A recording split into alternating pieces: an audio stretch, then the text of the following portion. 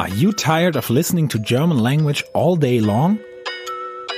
Don't you just want to get your news and topics presented in English, even though you live in Germany? Then here's your solution. Elephant in the Room, an English radio show where we discuss things that people tend to ignore. Tune in on Color Radio on 99.3 and 98.4 every second and fourth Monday of the month. Elephant in the Room, a radio show by the Black Rose Radio Collective from Dresden. Hate Mondays. Be organized. Stay cool.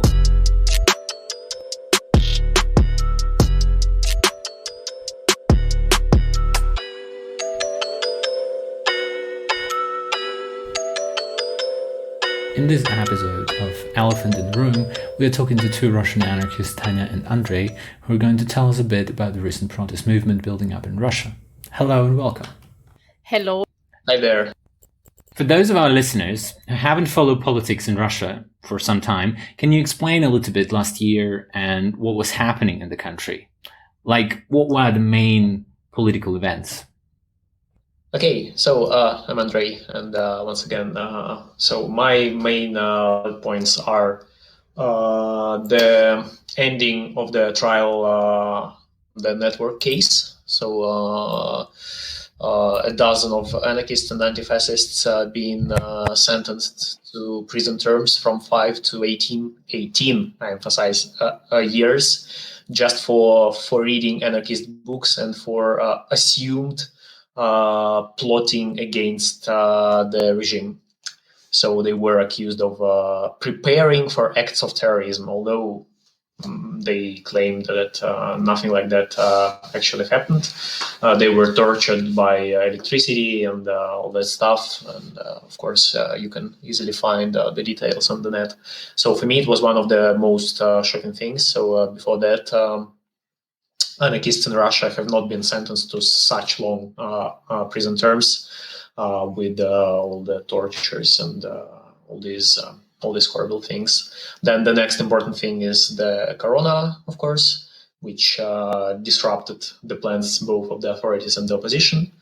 Then the next big thing is the attempted poisoning of Alexei Navalny. Once again, we haven't seen the authorities so openly trying to kill their political opponents for several years already. So it's something new. And then in the beginning of 2021, we can now see that it seems that in Russia people are at least somewhat ready to get on the streets and to riot, although probably riot is too strong a term for that, but probably we can discuss it later when you will ask us about these particular riots in 2021.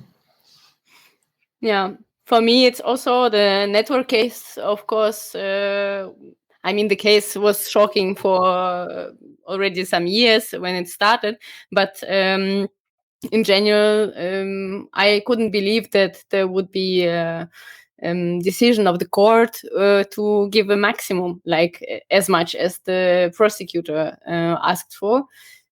So this was influencing me a lot. And of course, in general, as everybody think about 2020's coronavirus and the super mismanagement from my point of view of the government and very full hospitals and fucked up economy and at the same time not so much of response and not so much of critics from many sides. And I mean, of course there were, but somehow people didn't felt how near it is and how many people are dying and how much people it's for how much people it's important and how dangerous the virus and so on. And one of the other very important events, as I think, is the protests in Khabarovsk, which were about the mayor that was arrested, but at the same time it's not only about the reason, but it's about the people are ready, and they show that they're ready. Several months in a row, in thousands, go out on the street and protest. And this is very amazing for Russia, or not really usual picture in this amount. Yeah, this is 2020 from my point of view. You mentioned already the struggle with coronavirus or mismanagement of coronavirus. And actually, the virus itself gave possibility or pushed people to fight authoritarian regimes in different countries. For example, Belarus. How much dissatisfaction was building up on Putin's response to the virus in last year? As usual, Putin is never taking a responsibility for anything bad. He's just kind of stepping away, hide himself in some bunker or wherever, and not talking about bad things. So very often he's not really associated with mismanagement of whatever kind. And at the same time, Russia was doing kind of balance of saying how dangerous the virus, how not dangerous the virus, making a lot of contradictions and stuff like this, and always cheating with statistics, so people cannot really feel the problem, cannot really feel how, or don't know, or nobody knows how many dead people actually from corona are in Russia. And they were saying things like, yeah, like everybody working with corona as doctors and drivers and so on should get a lot of extra money. But in the end, and for many people, didn't work out. But you don't see it on TV or on official TV and the radios. So somehow it was careful, not really caring. And this worked out that people maybe didn't react so much or didn't criticize so much the corona politics, I would say. Yes, I agree with Tanya. So Putin didn't make the mistake as Lukashenko. He didn't say crazy. He didn't say obviously crazy things like there is no corona at all. Just drink vodka and everything will be all right, or something like that. So he and his government were just saying very neutral things and doing very neutral things. So that's why the population wasn't much confused or angry about what the authorities did with the corona. So it didn't become a political factor, I would say. Yeah. And they made Sputnik. Come on, they managed to yes, and of course there was this vaccination. Yeah. Yeah. So the authorities managed to actually get some propaganda effect from corona, even by pretending that they made this new vaccine. Although, of course, no one knows for sure whether it's efficient or not. But at least the authorities can claim that we are ahead of the world in being the first country to actually implement a vaccine. So. Yeah, shortly to say, those who don't know about the vaccination, about Sputnik, how the first two tests look like this Pfizer vaccine. I don't know how many tens of thousands of people were participating in the first test. In the Sputnik one, were 22 people participating, just 22. And this is a bit crazy, but who cares? Yes, and Russian authorities, as usual, as they're accustomed to, were manipulating with the statistics, so that the official Russian statistics about the deaths and confirmed cases of coronavirus has almost nothing to do with the reality. So these numbers cannot be trusted at all, which means that the authorities didn't have to be afraid of people being shocked by the number of something like that, because they can easily manipulate these numbers. So yeah. To sum it up, coronavirus is not an important factor of political life in today's Russia. And Russian vodka cannot heal coronavirus as successful as Belarusian one, right? Only kvass. Okay, good to know. Join us for Kiteline, a weekly radio program on Channel Zero Network that focuses on issues in the prison system. With over 50 episodes already released, you can hear informative and riveting stories about the impact of prisons on people both inside and outside of the prison walls, and how they fight back. Kiteline is intended as means of communication between people across prison walls. Our goal at Kiteline is to amplify the voices of those within the prison system while encouraging dialogue with those on the outside. Hear us on the Channel Zero network and visit our website for more information or previous episodes at kitelineradio.noblogs.org. So, I think in August 2020, Putin and Putin's regime tried to poison Navalny and put some Novichok in his underpants. After that, he was transferred to Berlin, I believe, where he was treated and got better and everything went fine. And I think at that point, Putin was hoping that Navalny will stay in Berlin and will hang out with his new right-wing friends from whatever. But Navalny decided to come back. And he came back to Russia a week ago or something like that, and was immediately arrested, which provoked this wave of the protests, I believe.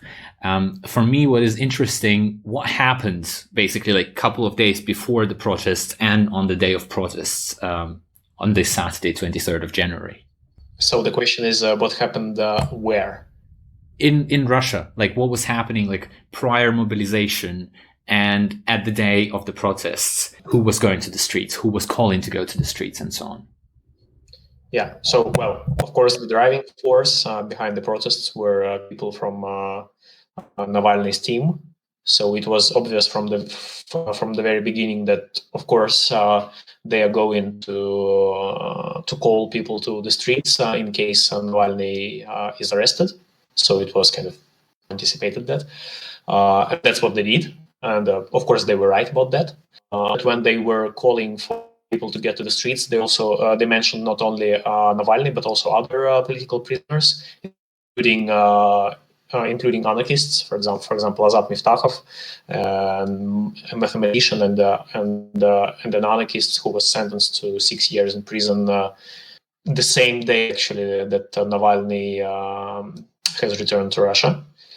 So yeah, at least people from Navalny team did mention him, and they actually called for these protests to be protests against to be the protests with the aim to release all those who are imprisoned because of their political views. But in general, of course, the spearhead of the protests were people from Navalny team, people from his local headquarters, which they have in many Russian regions. But I guess, I'm not guessing. I know for sure that the majority of the participants of the protests actually joined them not only because of Navalny, but because of general disappointment with the authorities, with Putin, etc.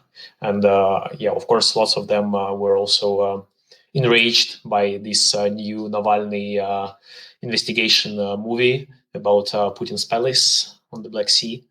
Although, at least to me personally, it seems that there is nothing entirely new in this movie. So, I mean, we all, I guess, know that Putin not some monk who lives in poverty or something like that. Of course he steals money. Of course, but many people were still quite enraged. So that was another source of participants for these protests. Maybe Tanya has something to add. Yeah, just to also a bit go a bit in the past. The thing is that Navalny is now probably will be accused in a violation of regime of the criminal case because he needed to come to register himself due to a very old criminal case to the police station, and everybody knew he's in Germany and get some treatment. But one day before the end of his term on this criminal case, they just started this case, and this was kind of like what is that? This is a clear attempt to keep them inside, to not to let Navalny come back, and he's just say no, I am back, and by this he's kind of winning the situation and show that he has no fear. I don't know if everybody who saw the film of Navalny knew everything. Like, I think it's like a good summary of what have happened with Putin from 80s and then the 90s and all this, and just in 2 hours you get a very good summary and of course impressive pictures of the palace, and it makes you angry, like if you're a supporter of Navalny anyway, that how could it happen that they try to kill a person showing such a pictures, and of course hand. So yeah, when Navalny was arrested, they directly published the film and called for these actions, and they also called for actions next weekend. We will see. I was talking with several friends from different spheres, and many of them said, yeah, nearly everybody, close friends of mine, were on the protest. I know that it's not people who are in some Navalny groups or something. They were just sick of it, of this richness pictures. And the thing is also that Navalny was always criticized of not doing a film about Putin. He was doing thousands of films about everybody around and their corruption. And this is finally, it's kind of a culmination of his politics, which everybody were expecting. So that's why it was so explosive, I would say. Okay, so, and what happened at the day of the protest? Whew. There were some numbers. I don't know. There were 3,695 minimum people arrested from 125 cities. So this is a very big geography from the arrests and protests started at the Far East, clear, and we're going the whole day. And it's the biggest amount of arrested people at some actions connected to this kind of protest, of this anti-corruption protest, and the whole kind of measuring or doing this counting by human rights defenders. And it showed also very, very big brutality. And it was a feeling that Russia is playing Belarus scenario the whole day. And it was very bloody, and a long list of what kind of violations were going on during the arrests and so on. So there were thousands of people, not not super big how it could be, but in many cities where never before thousands of people were on the streets, they were on the streets. If we take into account like winter, coronavirus, and this kind of lockdown and so on, impressive pictures of people protesting in -50 and stuff like this. And this super brutal violence, which probably will lead to a bigger amount of participants. But we'll see at the next weekend. Well, I guess my opinion will be a bit different. I'm not sure that the police violence was that brutal, as you're saying. So, it was more or less usual to Russia. So if we compare what happened in Russia this Saturday, for example, what was in Belarus in August and later, things happening in Russia were much less brutal. So, of course, there were people hundreds or thousands of people were arrested and probably will be sent to administrative imprisonment for several days, 15 days maximum, or something like that. Some, I guess, maybe a dozen of several dozens of people were beaten, but considering that tens of thousands of people were participating in the rallies, that's not that big. I mean, it's not something. Of course, it can't be forgiven, and it's still police brutality. But the sheer amount of that is certainly not to be compared with what happened in Belarus, for example. And in the Russian authorities kind of were more afraid of these protests than the protests actually deserved to. So we had quite similar street rallies in Russia, like a year and a half ago in summer 2019, and then 3 years ago in 2019, Navalny investigation about Dmitry Medvedev, who has been then a prime minister. So the number of people was a bit smaller, but not that much smaller. So I guess kind of it's very inspiring that we see people meeting on the streets, even in very small towns. That's good. That's I really like. But I guess the reason is that internet connection is now almost everywhere, and people are working even in faraway villages. To my opinion, the protests were important. They were something which should be analyzed and studied, but they were not kind of revolutionary or something like that. And I can understand that they want to present them like this, but objectively saying, it's not something revolutionary. Yeah, I think also that that police was overreacting for the amount of the people going on the protests, and in some places where you think, okay, all this was going peaceful to make this winter war and pictures or something, it was just too much. And that's why I think this is important to understand that yes, it was not super big, and that's why I think that brutality of police was too much for the way people were protesting. But of course, nothing to compare with the Belarus. Anyway, I don't want to make a competition here.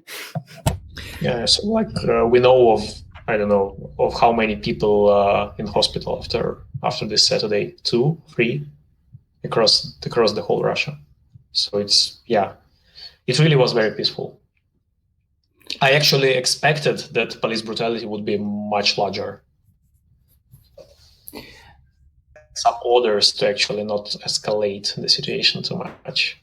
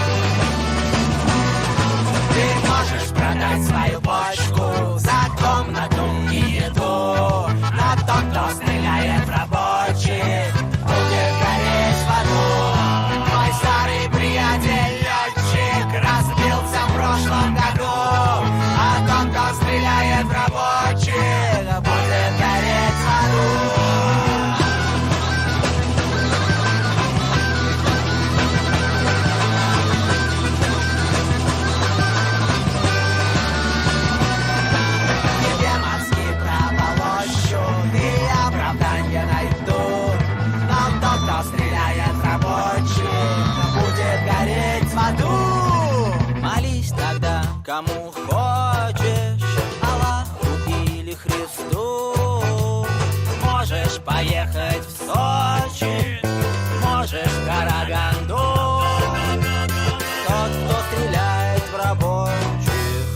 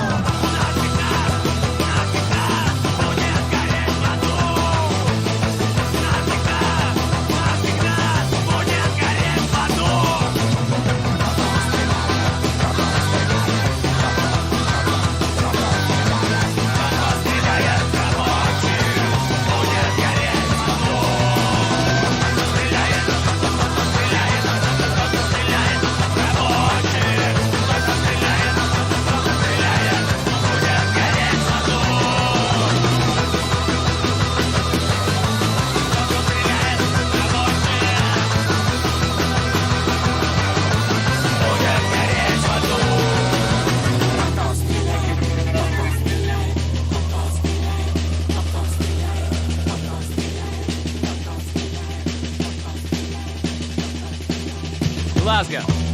Профсоюзники шагают по площади в сторону администрации. Полиция, полиция, полиция.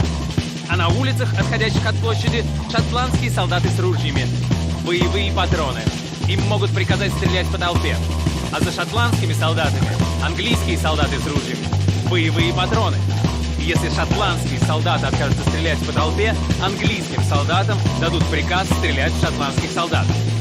Но это же было давно. Это было в будущем.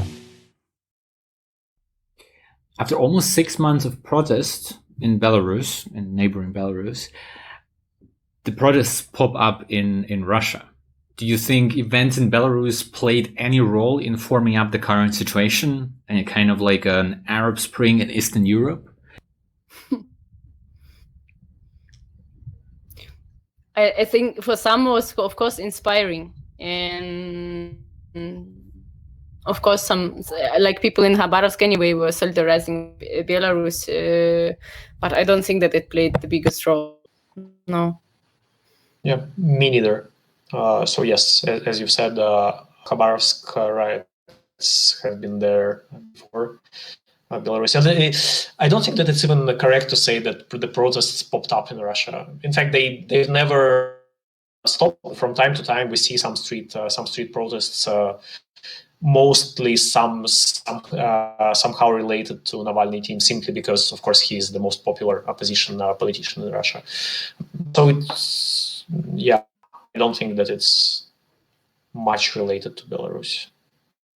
But of course, some people are inspired by Belarus example, but at the same time, people in Russia, I guess, are somewhat disappointed with the fact that after all this half a year of Lukashenko is still the president, and seemingly nothing has changed, at least from the outside. If you look from the outside, it's still the same Belarus, with the same president, with the same government. Okay.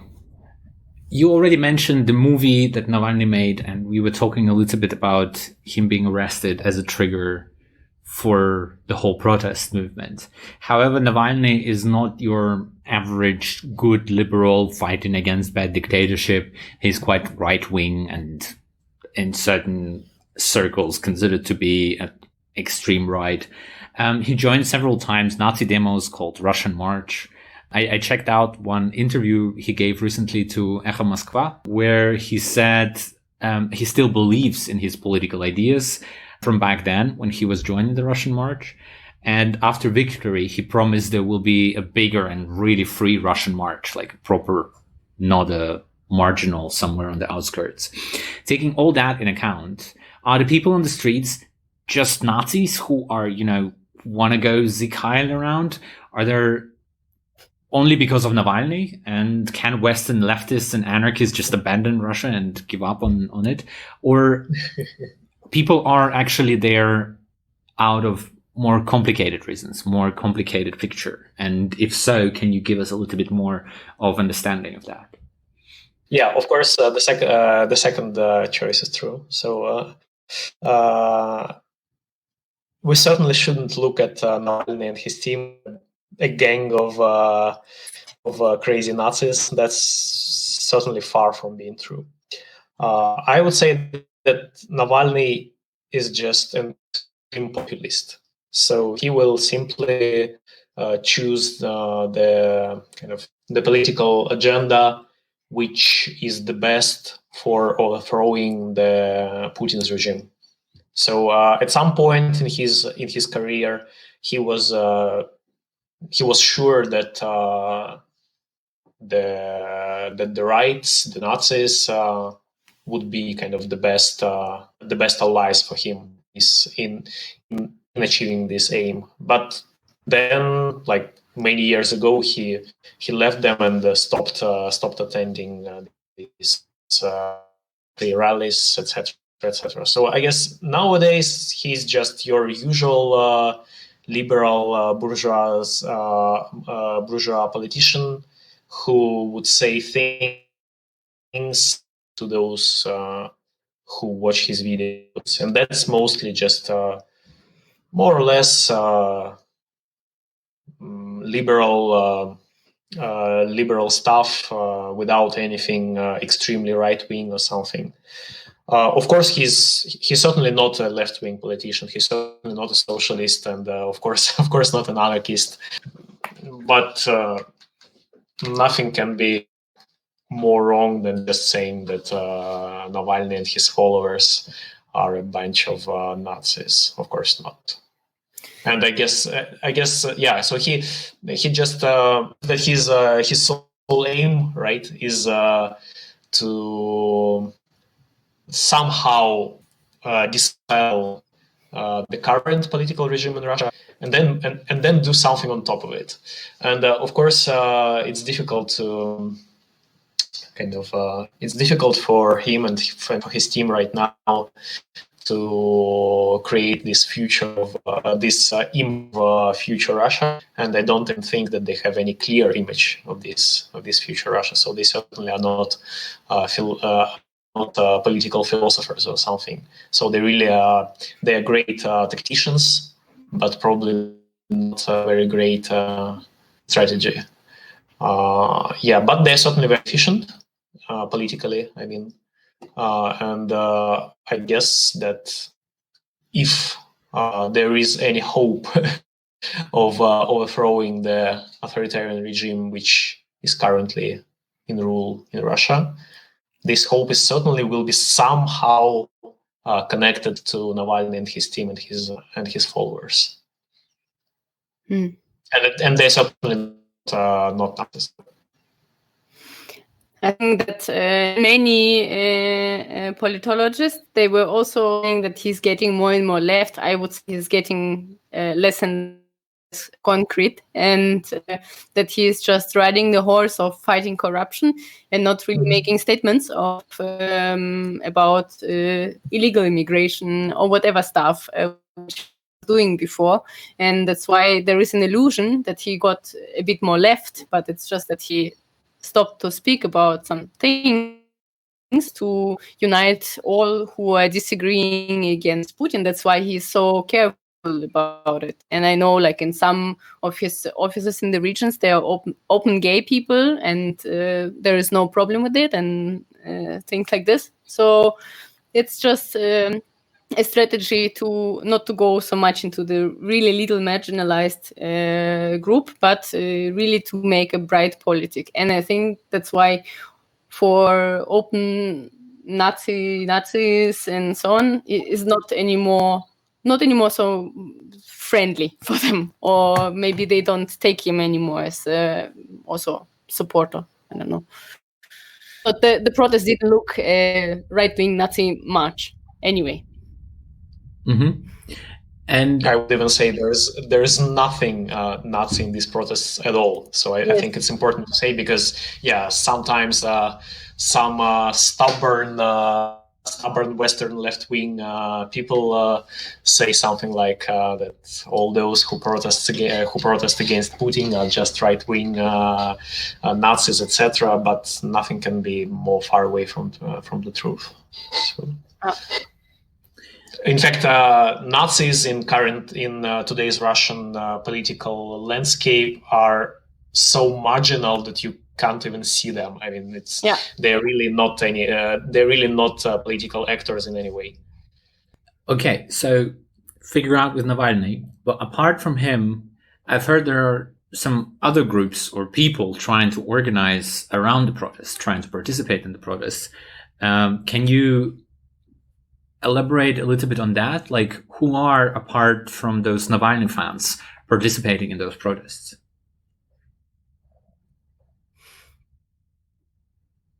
Andrei, do you know? Do you have someone in particular in mind, or?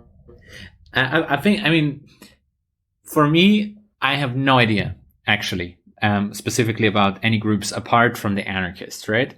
But I also heard that at some point in the recent history of Russia, somewhere, I don't know which year, I think I lost it in the whole oppositional struggle, Communist Party of Russia became oppositional. What the fuck is going on there? Like, and if any, I mean, if any leftists or liberal groups, I mean, knowing that Russia does have a certain oppositional, let's say, swamp or a scene which was struggling with Putin for quite some time. Are those liberals or leftists participating in the protests, or they believe that Putin is the great leader and should be followed? Yeah, well, let's first get away with the so-called Communist Party of the Russian Federation, which is just a bunch of old fans of Stalin and Putin. So yeah, this party has nothing to do neither with communism or with protests or with anything. It's just a bunch of Putin's puppets who sit in the parliament and nothing except receiving money from Putin. That's it. So they certainly can't be any opposition, or they can't participate in meaningful protests at all. As for other groups, well, of course, anarchists participated. If we are talking about the protests which took place in January 23rd on Saturday, anarchists participated in with the anarchists slogans and banners with the demands to free political prisoners, including anarchists, and things like we don't need no gods, no masters, no president. Other liberal groups, of course, are also joining because they have even more in common with Navalny, so why shouldn't they join? But I don't remember seeing kind of any pronounced names of some organizations or groups. So the protests were really kind of non-partisan, I would say. People didn't promote any particular party or group. I don't know, maybe Tanya noticed something like that. As I know, there were also many people who participated first time, and I also didn't see like presence of any political parties or something like this. And there were, of course, present people, like, because it has such an anti-repressive character, then there were, of course, people doing anti-repression work in different solidarity groups with different political repressed. And in general, there were some people who showed their faces, like those we know, I don't know, some actors or bloggers and stuff like this. But as some big groups, no. And it's also because it maybe was so fast, because it was 23rd and they announced the protest at 19th. So there was no really big organization around. It was quite spontaneous. Mm-hmm. And the important thing is also, and I guess that's important to emphasize for the listeners from the Western countries, from Europe or the States, that in Russia there is indeed such a thing as that the authorities can prohibit you to have a rally, can ban your rally, right? So you have formally, legally, you need to have a sanction from the local authorities for your rally or for your demo. And of course, nobody asked for permission for these particular protests in January 23rd, which means that if your group, your party, or your team has officially kind of announced or called for people to participate in these protests, this means that you are under threat of legal punishment for calling to an unsanctioned rally or something like that. So that's another reason why kind of officially almost no party or group has joined the protests. But of course, the real people, the physical persons, of course, have been there on the streets. Because it's much higher than the responsibility and the fine if you are acting as an organization. And it's not really true that there were no people who were trying to apply. In the regions they were, but it was just not possible. And the Moscow government just in the very beginning said, we will not legalize any of the actions, not even try. What is the current situation with the anarchist movement towards this protest? Is there any kind of debates going on how to participate or not to participate? Is there any criticism towards the protests happening inside of the movement? And in general, you mentioned that some people participated. Is it kind of like a common agreement that we should actually participate, or it's more like a certain groups agree, certain groups disagree? I didn't see a big discussion yet. No, I think that mostly by now groups decide themselves, and there was no, the big discussion was not there. I think that there were some analysis how the protests were going, and that the strategies were maybe changing, and that people were fighting back the police and stuff like this. But there is no big central committee of the anarchists in Russia who decide participate or not. And there are some groups in the regions who say we go anyway because it's a big actions and we need to be present. So usually that strategy of where people are, we try to put the alternative agenda. Yeah, so the anarchist movement in today's Russia is just a set of loosely connected affinity networks. And at least from what I can see and from my discussions with people, it seems like at least 90% of the anarchist groups in Russia indeed tend to agree that we should participate in these protests, of course. Some people maybe said something like, well, probably we might ignore them, but we are not sure. So I haven't actually seen any prominent figures in anarchist movement who would say that we shouldn't participate in this movement. Although this is the case, for example, for the left-wing movement. So within the hardcore Marxist, etc., there were some groups who actually publicly stated that this is a liberal protest and we will not join it by any way. So we will not play as liberals Muppets or something like that. But I haven't heard anything like that from the anarchists, and I'm glad that it is like that. The spirit of Lenin banned them from joining the protest. Or they went to consult him to mausoleum. Last but not the least, what is eventually the future from your perspective of the protest? Is it like the one-time thing? I've heard there will be already there is already a planned another part of it on 31st of January. How does it look right now in general, in the media, also among the people? Do people tend to organize right now more? And were there any kind of positive feedback from the protest last Saturday? What are your expectations all in all? It's difficult to predict, of course.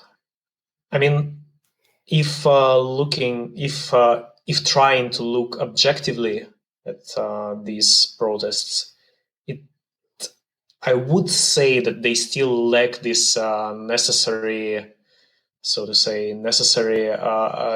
drive and thrill to actually become large-scale protests like those in Belarus. Simply because kind of the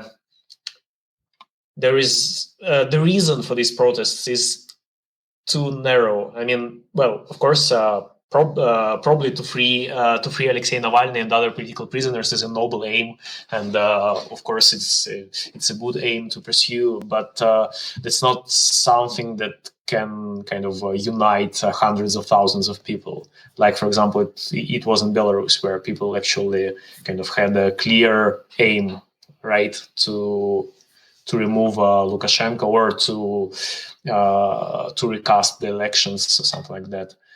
Right now in Russia, at least to my mind, it's like the aim of the protests is too vague.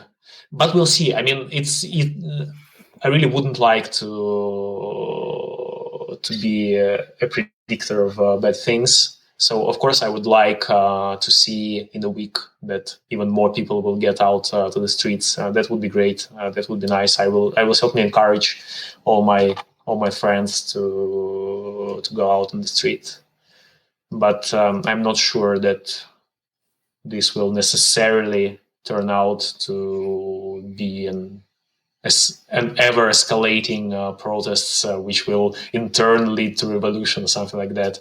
I'm afraid that we will have to fight for much longer time than just this 1 month.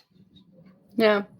It would be very sad if people would not go out anyway. I mean, after this video and all these connections which was shown there. And I just looked at in 6 days, the video took 87 millions of views.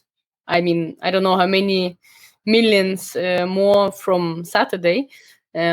But it's like 10 millions a day, or no, more than 10 millions a day. It's growing very fast, the amount of views. So, of course, then we know that there are more people who looked and more people who think about going out or not.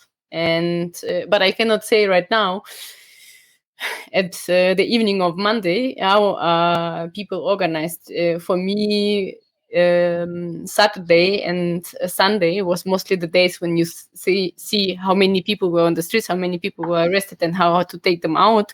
And this is kind of always this normality of first couple of days. Think about those arrested at this protest. So I cannot really assume the mood about the next weekend right now. But I also hope that there will be more people. I'm not sure that the number of YouTube views of this video about Putin's palace, that it's actually correlated in any way with the number of people on the street. I mean, yes, it's 80 or 90 million of 80 or 90 million of YouTube views. But as we know, on the streets in Russia were 40,000, 50,000 people, not more. 40,000 were in Moscow only. 40,000 in Moscow, and then, maybe 20 or 30 in the rest of Russia, right? So anyway, not more than 100,000 for certain. Yeah. I guess much less, in fact. I would say 50,000 in total. And even I'm not even sure that there were 40,000 in Moscow. In fact, this was the upper bound, as far as I understand. And it's difficult actually to calculate the number of people on the streets, right? It's notoriously difficult to estimate how many people are there. So yeah, of course, not all of these dozens of millions of views on YouTube are directly converted to street fighters, right? Yeah, and of course there are already minimum 15 criminal cases opened, which are taking not just 15 people, but more, and this could stop. And of course, the violence from one side could provoke people to go out because they feel injustice, but from another side, they could also fear. Okay, thanks a lot for your interview. Do you have actually something to add just to the listeners about following up on the news, or just staying tuned to what is happening in Russia? Yeah, let's all look what's going on next, and to see what is circumstances and who needs help, because I believe those who have these criminal cases against them right now, there is no grounds for it, and these are the people who need support. This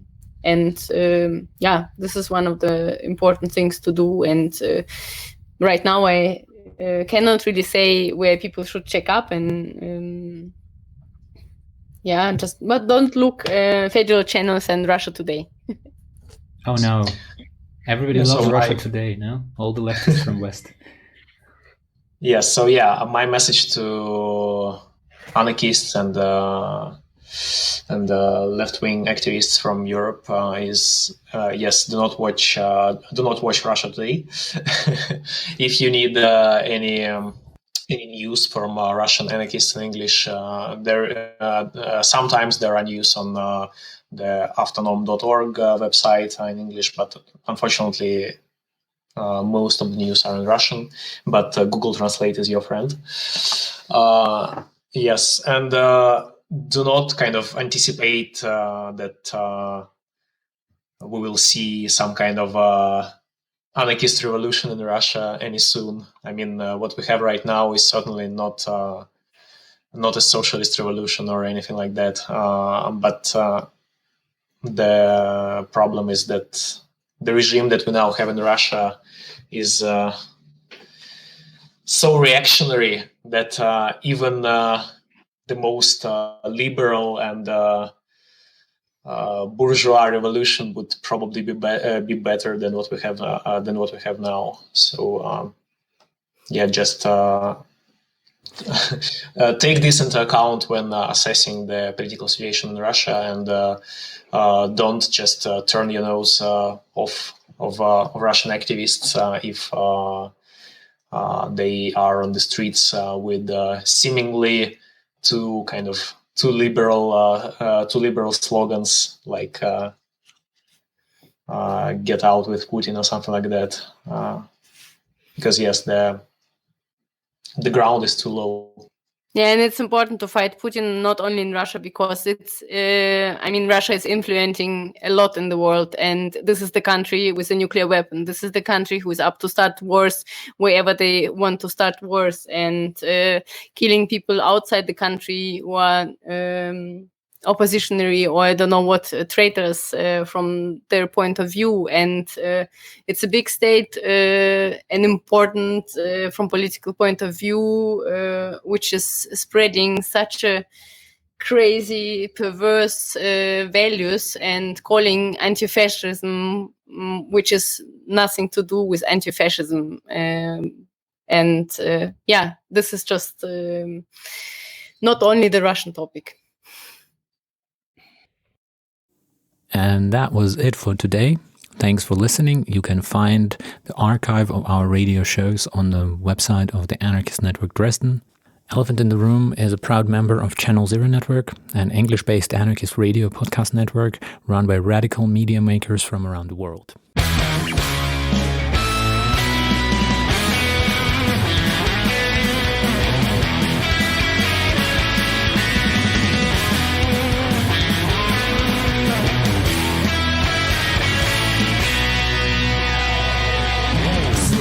Выборы правителя, да свобода заменителя.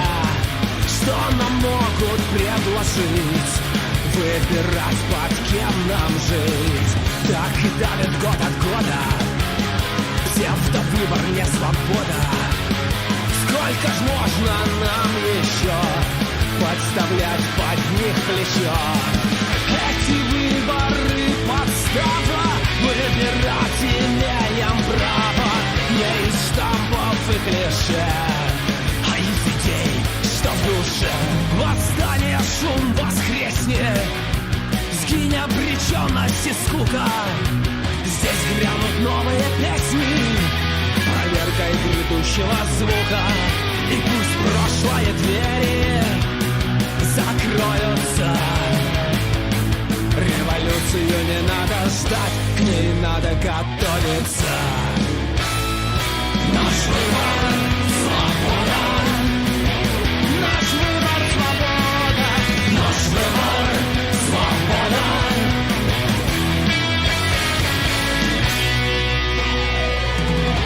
Если жив свободный дух, то зачем тебе пастух? Целый мир перед тобой. Быть рабом — какой отстой. Чтоб остановить режим, надо делать все самим. Будем твердо это знать, никто не сможет помешать. По-другому дальше жить, снова взять и заявить от лица всего народа. Выбор наш, свобода. По улицам катится ночь, покалеченная ОМОНом. Но нас не заставят молчать, задохнувшись беззвучным стоном. Диктатура уйдет, время не остановится. Революцию не надо ждать, к ней надо готовиться. Наш выбор